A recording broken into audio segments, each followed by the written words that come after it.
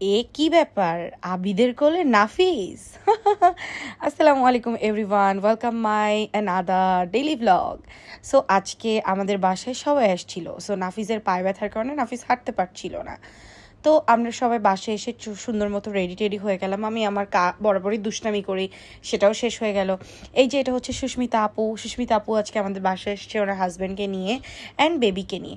এখানে সাদিয়া এখনও রেডি হয়নি, ওকে ওর বাসা থেকে জলদিভাবে আমি তাড়াতাড়ি দিয়ে নিয়ে আসছি, কারণ ও আজকে রেডি হতে পারেনি। সাদিয়ার মাথায় চড়মার কারণে নাফিস দেখলাম বেশ খুশি হয়েছে। তারপর কি সবাই রেডি টেডি হয়ে নিচে চলে গেলাম, গাড়ির জন্য অপেক্ষা করতেছিলাম, যেহেতু 10 জন মানুষ এক গাড়িতে ধরবে না। তারপর এই যে চলে গেলাম আমি সুস্মিতা আপুর কাছে অ্যান্ড তার হাজব্যান্ডের কাছে, জানতে চাইলাম পুজোর এক্সপিরিয়েন্স কেমন, দুজন মিলে ঘুরে কেমন মজা লাগতেছে। তারপর কি এই যে যাদেরকে দেখতে পাচ্ছেন এরা হচ্ছে আরেক দম্পতি, আমার খুবই পছন্দের মানুষ, হিয়া আপু অ্যান্ড তার হাজব্যান্ড। আর এই যে আমার ঝগড়ুটে বান্ধবী, এই যে সবাইকে দেখতে পাচ্ছেন এরা সবাই হচ্ছে ফর ইউ টিম। এই পুরা টিমটাই হচ্ছে ফর ইউ এডুকেশনের টিম। এই ফুল টিমটাই কিন্তু ফর ইউ এডুকেশনের। তারপর এই যে আমার হাজব্যান্ড চলে আসছে, তাকে পুরো ব্লগে আর দেখা যাবে না।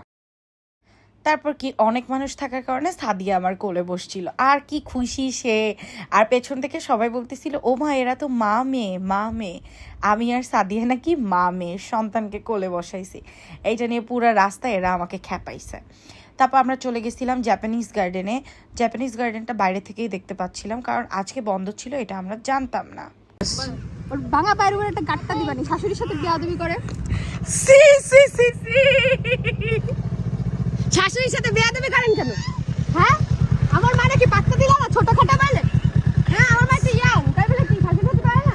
ছি ছি ছি ছি ছি আপা, খুব কষ্ট লাগতেছে আপা। তারপর কি আমরা আমাদের সবার ভিডিও কমপ্লিট করে আমরা হচ্ছে ব্লু মাস্কের সামনে গেছিলাম। ওখানেও আমাদের একটা টেক বাকি ছিল, সবার জন্য একটা বিগ সারপ্রাইজ ওয়েট করতেছে। এটা এখনই রিভিল করে দিলে তো আর মজা থাকবে না, তো সারপ্রাইজটা আমি পরে রিভিল করব। যাই হোক, এখানে লাস্ট শট নেওয়ার পরে দেখলাম নামাজ পড়তেছিল সবাই, তো জাইশা এখানে খেলাধুলা করতেছিল, আমি জাইশার ভিডিও করতেছিলাম। Jaisha is a very pretty girl.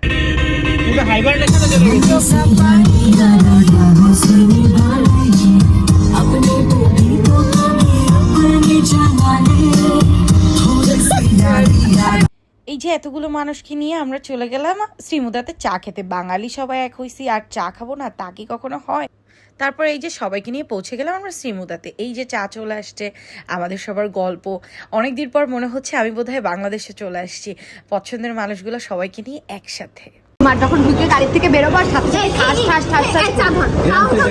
এই চা ধরো, কেন আমি একটা শর্ট নাও, এরকম নাও। না না না, চা ধরো। শ্বশুরবাড়ি যাবো না, ব্লগার রে, চাটা ধরো, এক হাতে ধরো, ধরে এরকম দেওয়া না। ওই মাঠ ধরেই ধরে নিচে তো মাদ্রাসার মাঠ ধরে স্টেজ থাকে। রিসেপশন কোথায় হবে? ওই মাঠ ধরে স্টেজ থাকে। বিয়েতে আমি আগুন ধরা দিতে। এবার শর্ট নাও, চিয়ার্স করে নাও। এই যে হাসি মজা করে পুরাটা দিন আজকে কেটে গেল, এত সুন্দর লাগছে। আর এদের গল্প এত মজা, আর এদিকে সাদিয়ার বিয়ে নিয়ে অনুষ্ঠান নিয়ে এত গল্প, এত মজা, খুবই ভালো লাগছে আজকে দিনে। যাই হোক গাইস, বাবা, আল্লাহ হাফেজ, টেক কেয়ার।